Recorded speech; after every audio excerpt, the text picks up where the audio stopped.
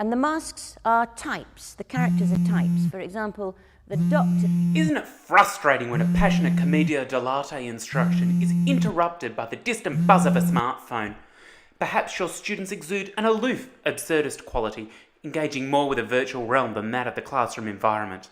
This presentation will cover the dynamic world of 21st century literacies, how those literacies impact the social world of our students, as well as suggesting some creative ways to incorporate 21st century literacies into our drama classrooms. Through this presentation, we'll discuss how to shift your classroom from absurdist to realism of sorts. Be it blogs, vlogs, online forums, gaming, or networking sites, current adolescents are digital natives, constructing their own personal identity and world using the diverse platforms of online communities in any combination they wish. The world of the 21st century adolescent is vibrant and geographically boundless. Going further, Jenkins et al. States, we are moving away from a world in which some produce and many consume media toward one in which everyone has a more active stake in the culture that is produced. It is a participatory world. Everyone has an audible voice, professionals and novices alike, as long as they have an internet connection. As instinctive and pervasive as media literacies might appear to adolescents of the 21st century, Jenkins et al. Have identified 3 areas of concern that could negatively impact students without close monitoring and mentoring. The first impact is the participation gap, as not everyone will have the same level of technology access. Regardless of the Australian government's $2.1 billion spend on the Digital Education Revolution initiative in 2008, the provided infrastructure has aged and didn't keep up with changing demands. The subsequent Bring Your Own Device policy of 2013 only further distanced the divide between the haves and have-nots. The inequity of technology access is well known and current syllabi counteract it where it can, but how can we cater for both these extremities of society without shortchanging the other? The second impact facing our adolescents is transparency. Most online platforms that our youth are using to create have commercial interest, and the way that they are selling is covert. Advertising is no longer clearly defined and sponsorships are offered under the table. Hello everyone! Today I'm going to be running you guys through my pamper routine video. Coffee and coconut energizing body scrub. I love this stuff-oxifying facial scrub. Gone with my foaming facial cleanser. I've never found products I love this much, so I'm beyond excited about this. Getting mist toner. I love this. I'll spray it across my face with moisturizer on. Social media influencers are the new celebrity and selling powerhouses. Product endorsements are not a new invention, but never before has it been so pervasive and targeted at such a young demographic. Just have a look at these happy snaps. All those likes and tags. Nothing sus. Students should be made aware of these commercial motives and the literacies they use, not to create fear or panic, but to empower them as active citizens and use their learnings for more altruistic reasons. Linked to transparency is the third impact, ethics. With the line between consumer and creator, broadcaster and individual being so blurred, one needs to question where adolescents are learning their protocols and ethics. Online media enables students to reach audiences far greater than ever before and share their view. But what standards exist regarding impartiality and accountability? As Losh and Jenkins suggest, young people may not need adults snooping over their shoulders, but they certainly need adults helping to watch their backs.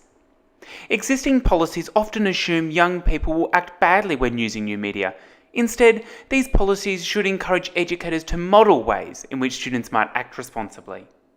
Observing current technological and media trends, we can clearly see a society who is eager for greater inclusion and representation. So how do we incorporate this into our drama classrooms? My drama classroom is my haven.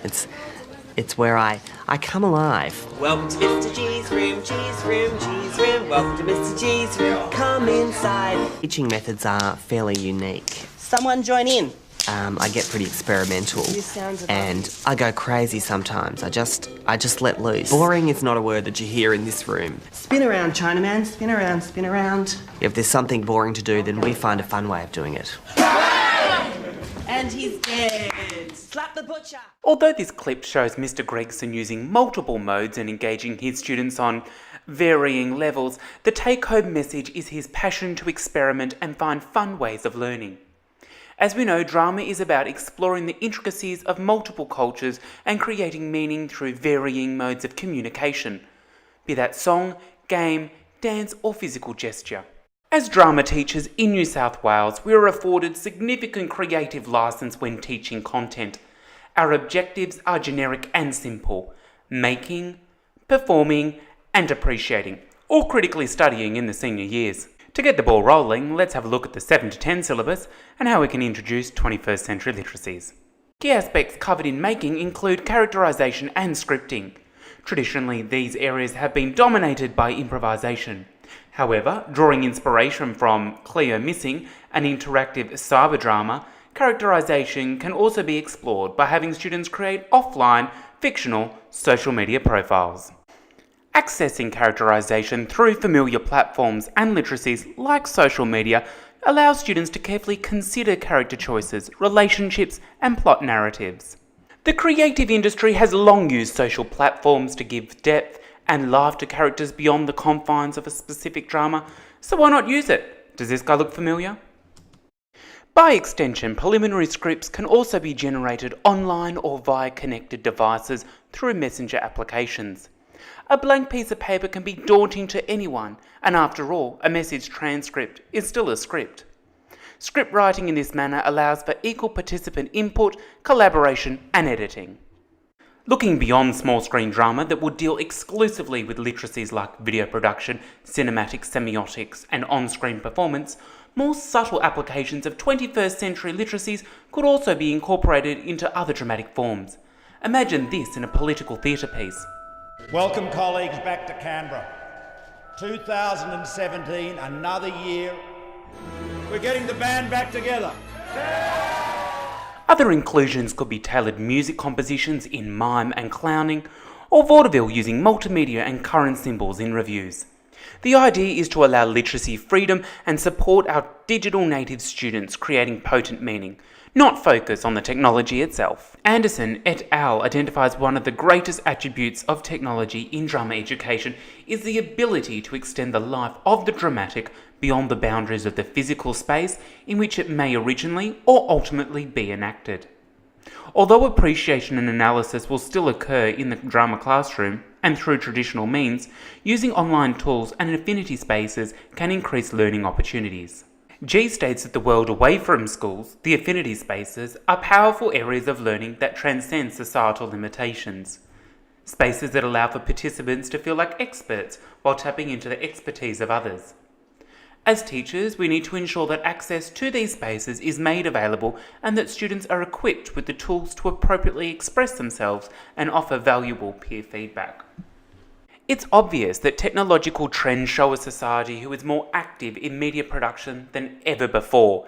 Current adolescents have lived their entire life in the presence of digital technologies and as such feel at ease in their presence and with their use. That said, with any seismic social shift, there will always be issues and shortcomings when compared to previous structures. Some will be at a disadvantage. As teachers, we have to mitigate these impacts and ensure that our students are equipped as active citizens in the world, able to embrace all literacies, regardless of what century they stem from.